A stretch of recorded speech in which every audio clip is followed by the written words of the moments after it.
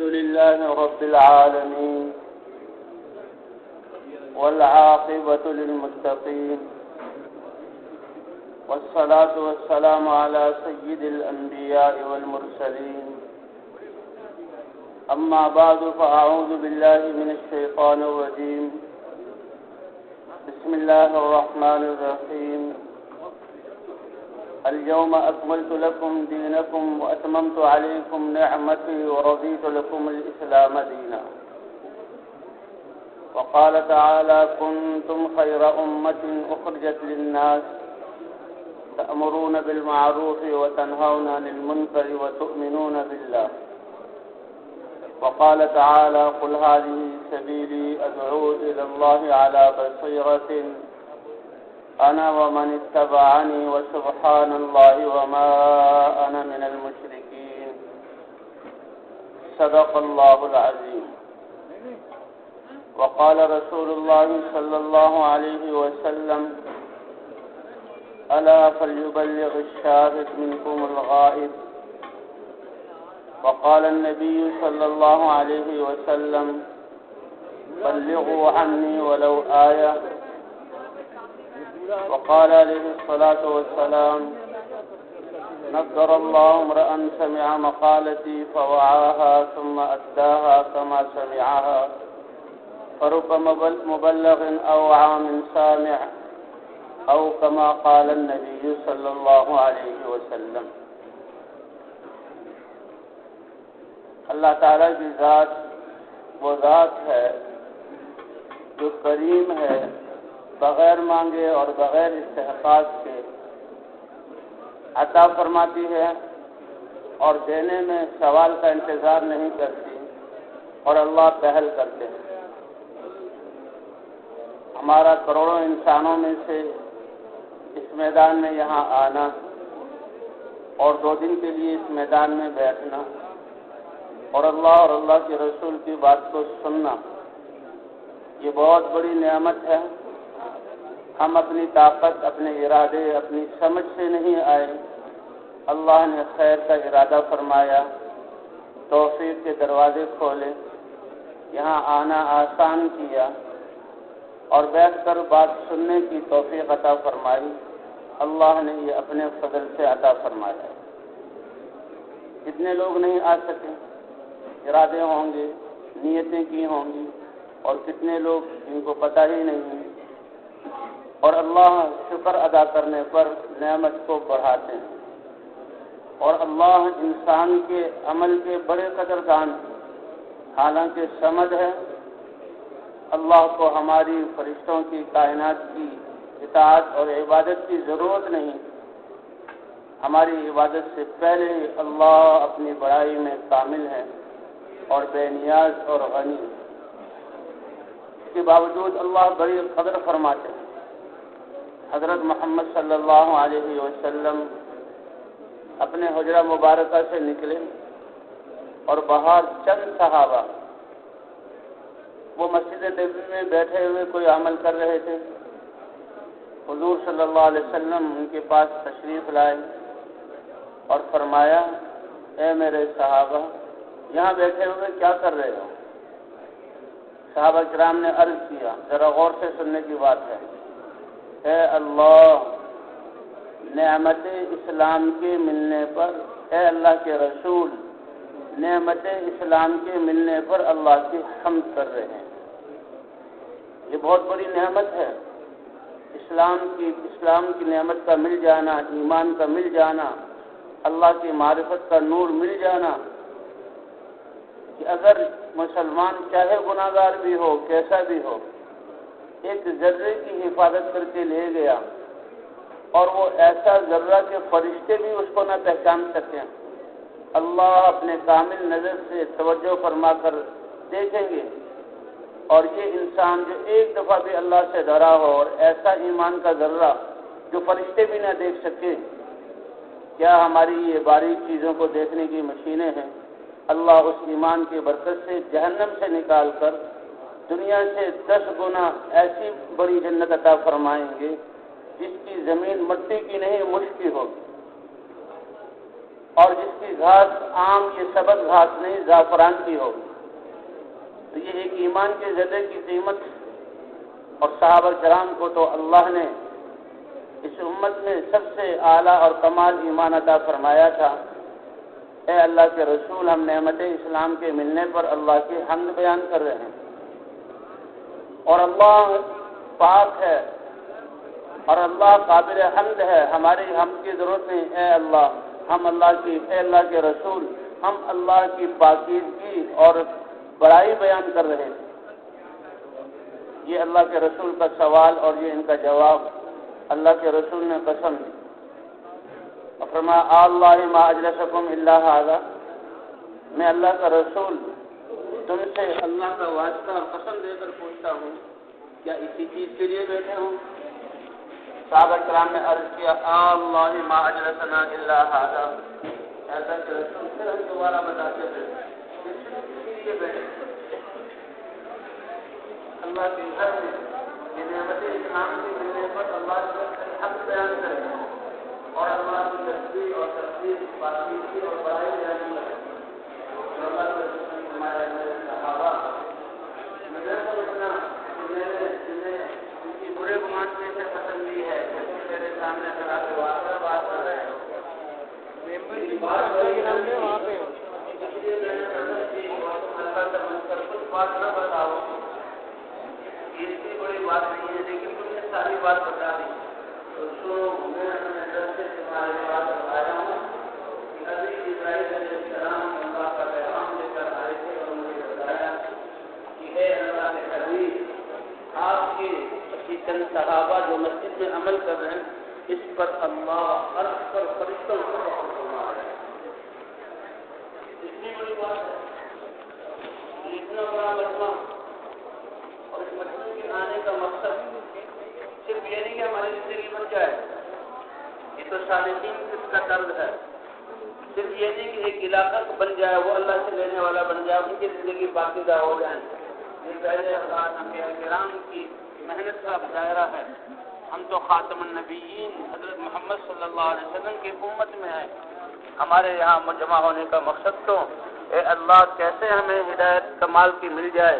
اور کیسے ہم تیرے پورے دین پر چلنے والے بن جائیں، اور اے اللہ کیسے تیری ساری انسانیت اور حضور صلی اللہ علیہ وسلم کی امت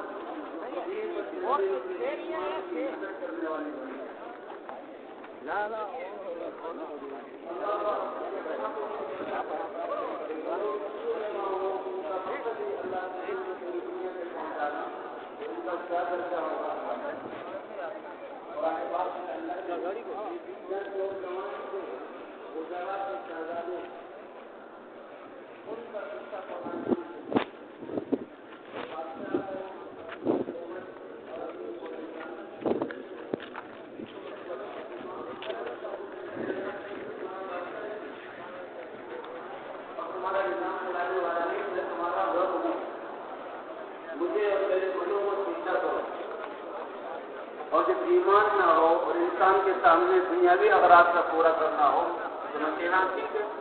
یہ بادشاہ ہے، حکومت اس کے ہاتھ میں ہے، فوجیں اس کے ہاتھ میں ہیں، جب چاہے فوجوں میں بھی ہمارے اسباب اس کے پاس ہے. انسان اتنا ہو جاتا ہے کہ اپنے جیسے انسان کے سامنے وہ سجدہ کرتا ہے. تو چند نوجوان تھے جن کے دلوں میں ایمان کی شمع روشنی اور اللہ کی معرفت کا نور تھا. انہوں نے کہا اے بادشاہ سلامت، تو انسان ہو، مخلوق ہو، کھاتے پیتے ہو، اپنے پیشاب کرتے ہو، بیمار ہوتے ہو، کر سکتے ہو، ہماری پریشانی تمہارے سامنے کیوں کھڑی. بادشاہ نے دیکھا کہ یہ نوجوان بڑے عقلمند اور بڑی دلیلوں والے سے بات کرنے والے ہیں.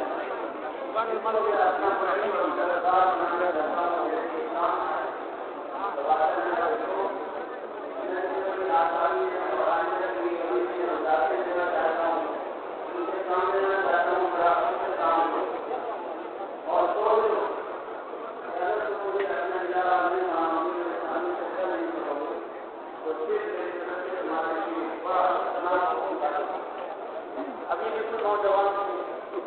الگ ہوئے اور آپس میں بیٹھے بادشاہ اندھا ہو گیا ہے، ابھی بادشاہ اور کتنی حکم کے خلاف بات کر رہا ہے، ہمارا رب کیسے ہو سکتا ہے؟ لیکن یہ سزائے دے گا، ہم نوجوان ہیں، ایسا نہ ہو کسی کی سزاؤں کی وجہ سے ہماری زبان سے ایسے الفاظ نکل جائے جو ہمارے رب کی شان میں گستاخی ہو۔ اس لیے اپنے ایمان کو بچانے کے لیے اور اس ظالم کے شر سے بچنے کے لیے نکل جاؤ۔ یہ چند نوجوان تھے۔ قرآن پاک میں آتا ہے، لوگ کہتے ہیں کہ وہ 3 سے 4 انک کا کتا تھا یا 4 سے 5 انک کا کتا تھا، یہ اندازے سے کہتے تھے، اور کہتے بات کرتے 7 سے 8 انک کا کتا تھا، تو 6 لگا لی جائیں، بلکہ یہ تو 5 ہے۔ یہ 5 جو نکلے اپنے ایمان کی حفاظت کے لیے، یہ رات کے اندھیرے میں نکل جاؤ اور بادشاہ کی پہنچ سے اور اس کے دائرے سے باہر نکل جاؤ، تاکہ ہمارے دل پہ جو ایمان کی شمع روشن ہے یہ محفوظ رہے۔ تو جو نکلے تو راستے میں جا رہے تھے، ایک گڈریا بکریاں چرا رہا تھا، چرواہا، اور اس کے ساتھ ایک کتا بھی تھا۔ اس نے دیکھا کہ یہ شہزادے تھے، اس وقت ان کی پوشاک اور لباس بہت اچھا تھا اور بڑے نورانی چہرے تھے۔ ایک چرواہا،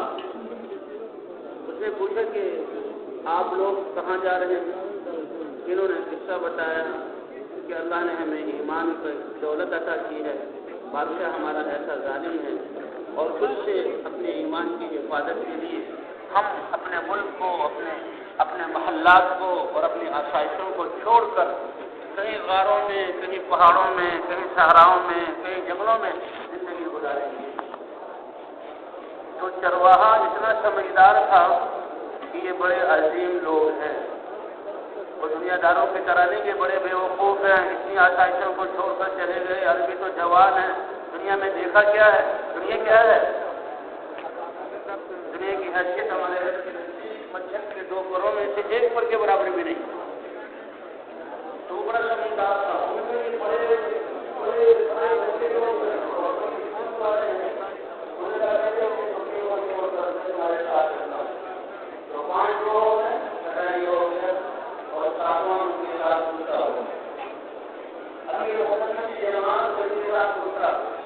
ابھی چلے جا رہے ہیں اور ایک بات نظر آئی، غار کے اندر چلے گئے اور کہنے لگے اب تھک چکے ہیں، ہم سو جائیں، آرام کر کے اٹھیں گے۔ تو ان کے اپنی ایمان کی اپنی ذات سے 6 آدمی کے ایمان کی حفاظت کے لیے ان کا اس غار میں آنا، اپنے وقت کو باشد اور ان کا جو کتا کہتے ہیں وہ اس غار کے منہ پر حفاظت کے لیے جیسے بیٹھتا ہے ایسے بیٹھ گیا۔ اللہ نے اپنی قدرت کا اتنا بڑا اظہار کیا کہ 309 سال تک ان نوجوانوں کو اس غار میں سلایا۔ 309 سال اور مقلبون ذات الیمین و ذات الشمال، کہ وہ پٹی پر پڑے ہوئے تھے، ان کی جسم مٹی اور مٹی کھا جاتی ہے۔ اللہ فرماتے ہیں وہ ایسی نہیں سن ہوئے تھے، ہم ان کی کروٹے بدلتے تھے۔ جی ہاں، کبھی دائیں طرف اور کبھی بائیں طرف، اس طرح ہم ان کی کروٹے بدلتے رہے، مرے نہیں تھے اور وہ سو رہے تھے، سانس لے رہے تھے۔ سورج جب نکلتا ارشاد اگر وہ بائیں طرف سے نکل کر اوپر اٹھتے ہیں، ان کی کرنیں سورج کی آ رہی ہیں اور وہ تکلیف دے ہیں، تو سورج کے سامنے ہوتے ہوئے اللہ فرماتے ہیں ان کی کرنوں کو بائیں طرف کر دیتے تھے، اور ڈوبتے وقت جب ان کی بائیں طرف سے اس کی کرن پڑتی تھی اور تپش کرتی تھی، ہم سورج کے سامنے ہوتے ہوئے ہم اس کی شعاؤں کو دوسری طرف کر لیتے تھے۔ اللہ نے ان کے لیے ساتھ یہ معاملہ کیا اور 309 سال بعد لگایا۔ اور اس کتے کا اللہ نے قرآن پاک میں کتنی دفعہ ذکر کیا، یقولون ثلاثۃ رابعهم کلبهم ویقولون خمسۃ وسابعهم کلبهم، کہ یہ 5 ہے اور 5واں کتا، اور یہ اندازے سے کہتے ہیں، اور بات کہتے ہیں کہ یہ 6-7واں کا کتا۔ اللہ نے ان کا اپنی ایمان کی حفاظت کے لیے جاتے ہوئے اتنا ذکر کیا اور 309 سال بعد جگایا، اور ان کے ذریعے سے پھر اس زمانے کی قوم کو اللہ نے ہدایت دی۔ یہ لمبا قصہ ہے کہ جو اپنے ایمان کی حفاظت کے لیے نکلے، اللہ نے اپنی اتنی بڑی قدرت کا اظہار کیا۔ جب یہ حضور صلی اللہ علیہ وسلم کی امت اپنے ایمان کی حفاظت نہیں، اپنی زندگیوں میں اللہ کے دین کو زندہ کرنا اور جتنے مسلمان ہیں ان کو کمال ایمان اور اسلام پر لانا، اور پھر جتنے بندے انسان دنیا میں بس رہے ہیں ان تک ہدایت کی جو ہے آواز کو پہنچانا، اس نیت سے نکلنے والوں کا اجر اللہ کے ہاں کتنا بڑا ہوگا۔ یہ محنت ہے جو نبیوں والی ہے، اور حضرت محمد صلی اللہ علیہ وسلم کے ختم نبوت کے صدقے اللہ نے ہمیں یہ عطا فرمائی۔ دین کیا ہے؟ الیوم اکملت لکم دینکم واتممت علیکم نعمتی ورضیت لکم الاسلام۔ دین اسلام زندگی گزارنے کا وہ مبارک اور پیارا طریقہ ہے جو اللہ نے خود انسانوں کے لیے ان کی فطرت کے مطابق بنایا، اور اس پورے انسان کی زندگی جتنی ہے اس پوری زندگی کو اپنے احکام سے مزین کیا اور اپنی یاد سے مزین کیا کہ بنیادی چیز اس میں ایمان ہے، اور جب ایمان دل میں آ گیا یہ انسان کبھی بھی اللہ سے غافل ہو نہیں سکتا۔ جس سے غلام ہے اس کے سامنے آقا ہے، وہ اپنی غلامی کو نہیں بھولتا، اور وہ اس آقا کے آقا ہونے کو نہیں بھولتا۔ کبھی بھی اس کے دل میں یہ خیال نہیں آتا کہ میں آزاد ہوں اور میں اس کے سامنے جو چاہے کروں، تو وہ تو دو انسان ہیں اور صرف پیسوں سے خریدنے کا تعلق ہے، اور وہ تو ہمارے الہ ہیں، خالق ہیں اور مالک ہیں، ارحم الراحمین ہیں، حنان ہیں اور منان ہیں اور کریم ہیں، اور دنیا میں کتنی عزتوں سعادتوں سے نوازا، کتنے پاکیزہ احکام دیے، اور اپنی کتنی کائنات کو ہمارے لیے مسخر کیا، اور یہ تو تھوڑے سے عرصے کی زندگی ہے، اور آخرت میں اللہ نے اپنی شان کے مطابق ہمیشہ کے لیے اپنی نعمتوں سے نوازنے کے لیے اللہ نے اس انسان کو دنیا میں بھیجا۔ تو دین اسلام زندگی سارے انسانوں کے لیے زندگی گزارنے کا وہ مبارک طریقہ ہے جو اللہ نے بنایا، اور اس میں سارے انسانوں کے مسائل کا حل اور پریشانیوں سے نجات اور دونوں جہانوں کی کامیابی، دنیا کی بھی کامیابی اور آخرت کی بھی کامیابی، فلاح اور ایسی کامیابی کو کہتے ہیں کہ جو دنیا اور آخرت کی ساری خیروں کو شامل ہو، اور آخرت میں جہنم سے بچ کر جنت میں چلے جانا۔ اللہ نے قرآن میں اس کو فوز عظیم قرار دیا ہے، تو اس کے لیے اللہ نے یہ دین اتارا، اور اس دین کی زندگیوں میں آنے کے لیے اللہ نے حضرات انبیاء کرام کی ہستیوں کو چنا، حضرات انبیاء کرام جو معصوم ان کو اپنا پیغام دے کر بھیجا،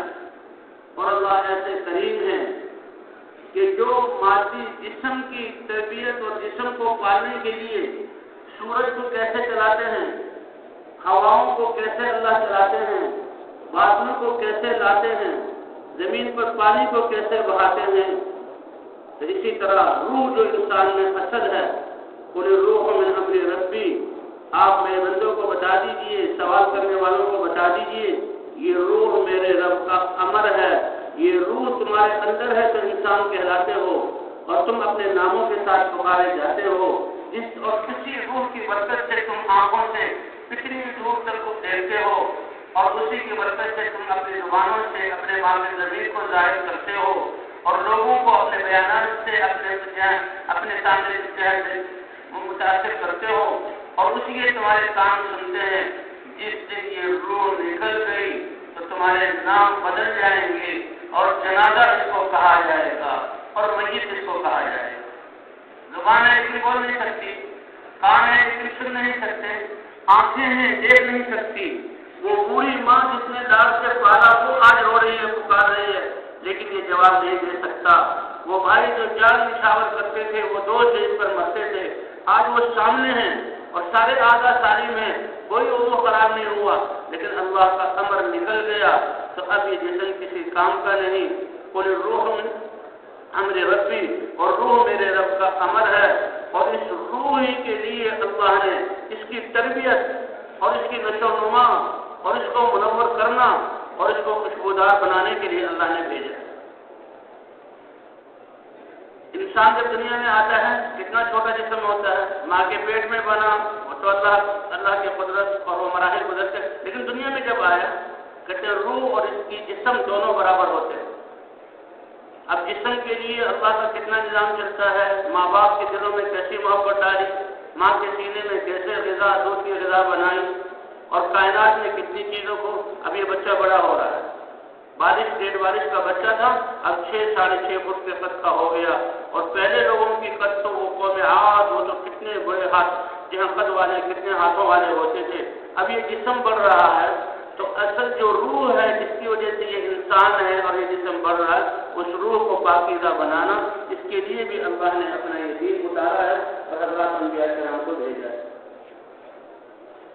جب جسمانی تربیت اور غذا اور پالنے کے لیے اتنا نظام اللہ نے متحرک کیا ہوا،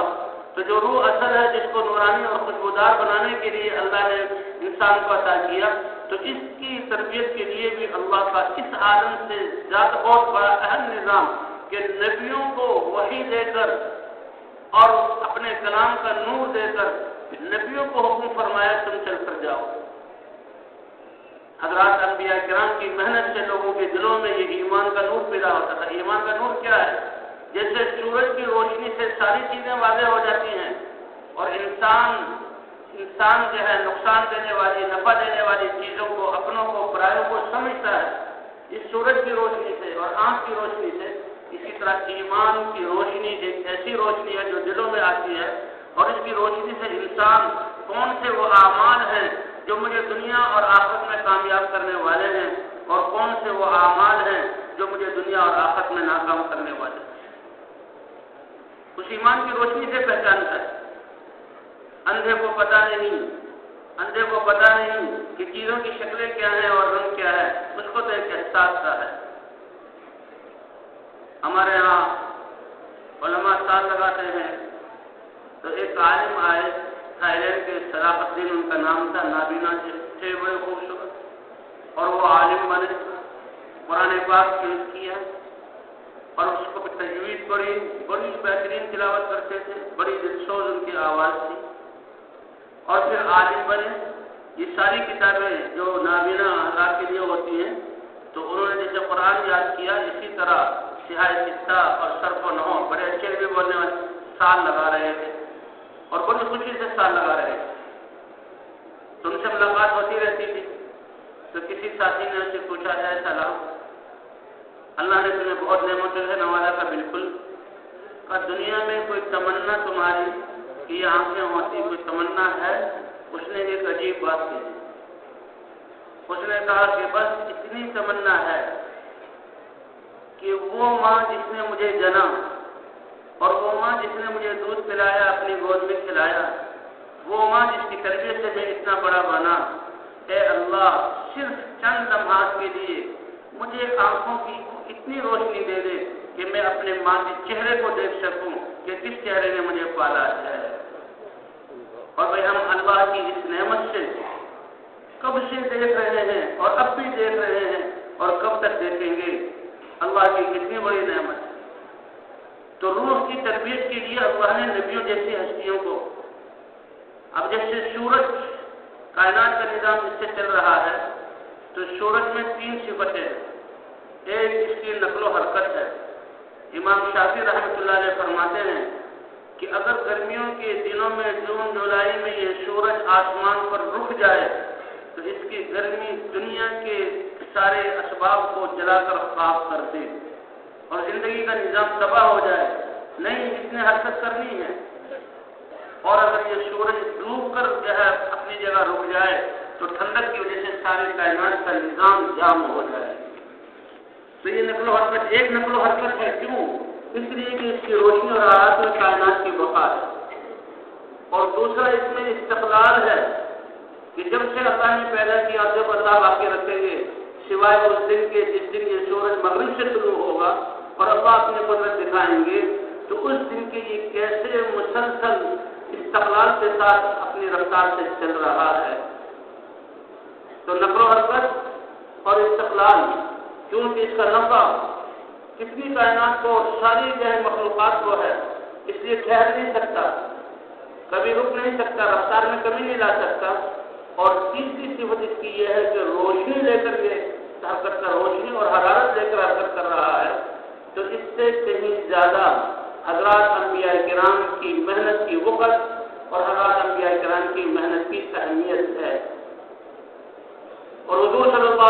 کے ختم نبوت کی وجہ سے اللہ نے یہ محنت اس امت کو دی، تو اس دعوت والی محنت میں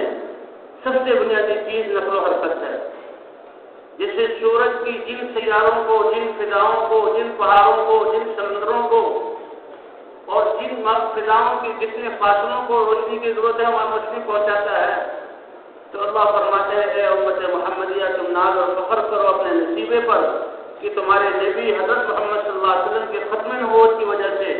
اللہ نے تمہیں سارے انسانوں کو کی رہبری کرنے کے لیے تمہیں پیدا کیا ہے اور قیامت تک آنے والے زمانوں کے لیے، تو لہذا اس کام میں بھی نقل و حرکت ہے۔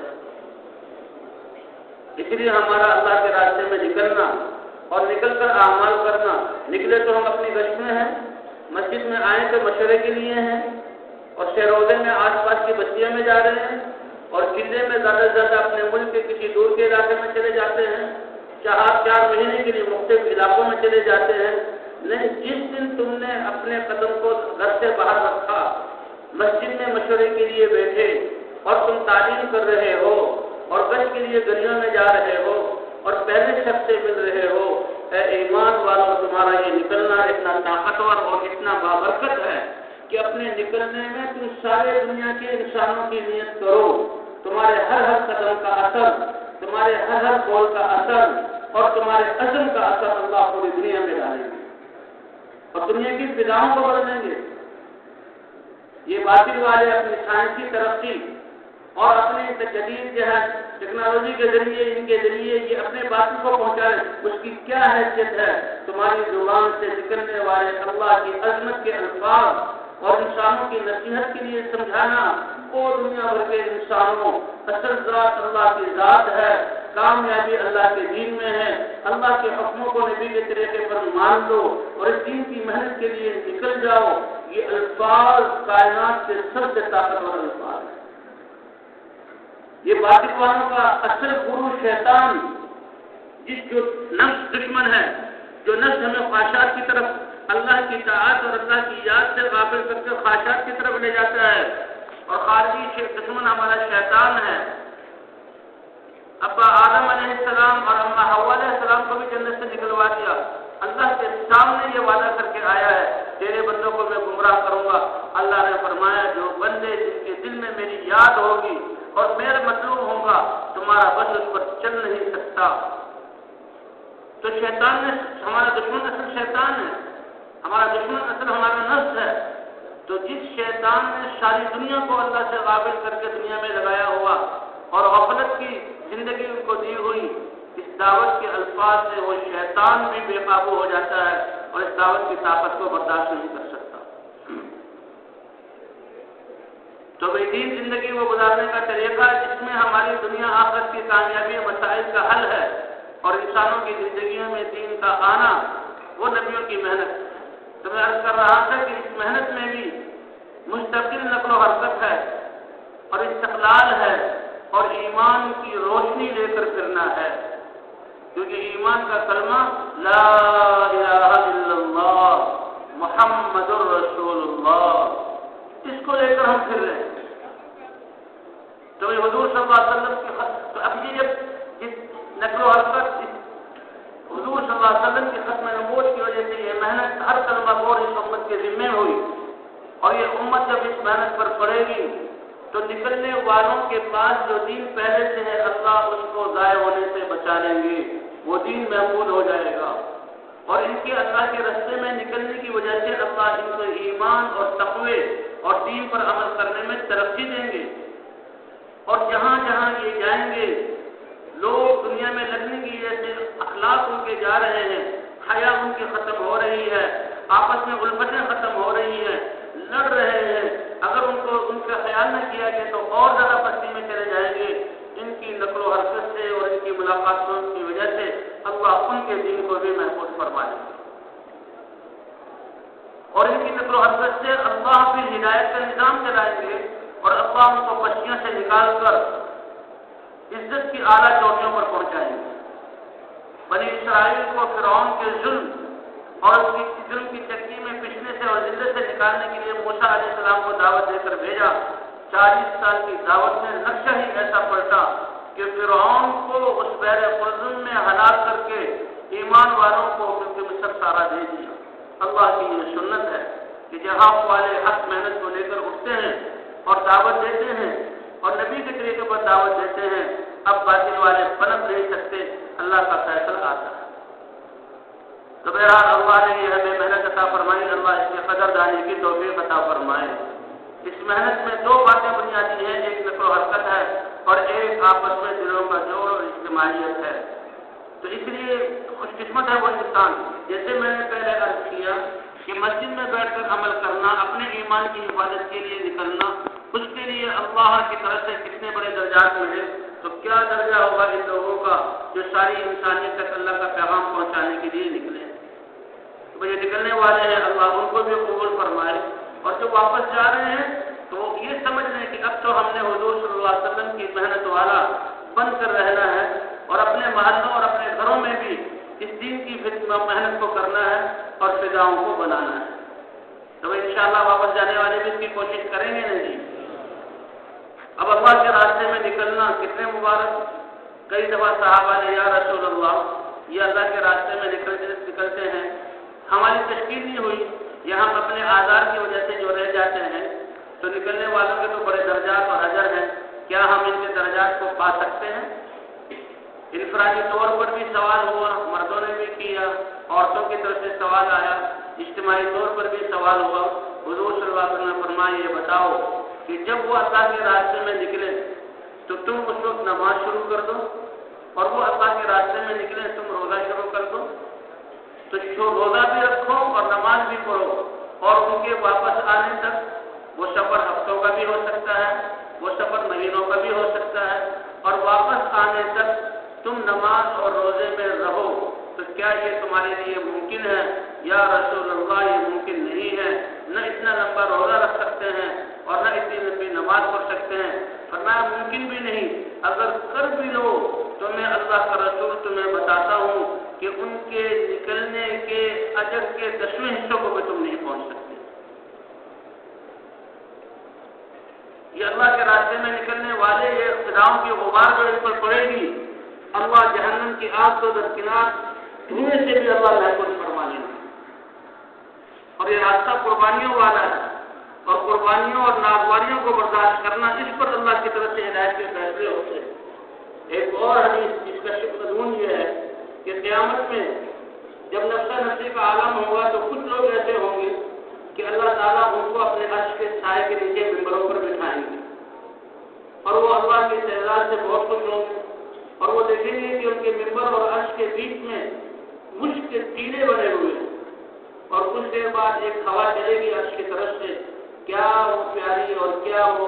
اچھی ہوا ہوگی، وہ کچھ مشک کو اڑائے گی، سب سے پہلے ان کے جسموں پر وہ مشک گرے گی اور فضا ساری مشک والی ہو جائے گی۔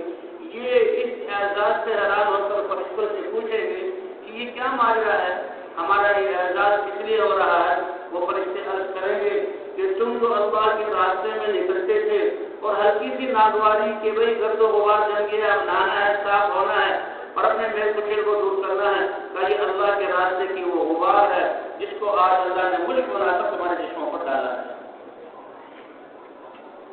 اس لیے بھائی اللہ کے راستے میں نکلنے کی نیت کیا ہو،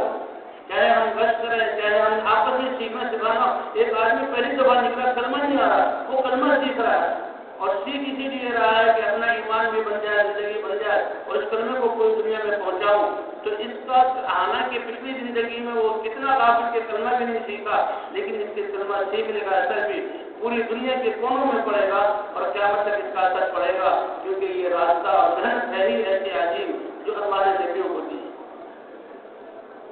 اس لیے ہماری نیت تو پوری دنیا کی لیے اللہ ساری انسانیت کو ہدایت دے دے اور جہنم سے بچ کر جنت میں جانے والے بن جائیں۔ اے اللہ امت مسلمہ اس دین پر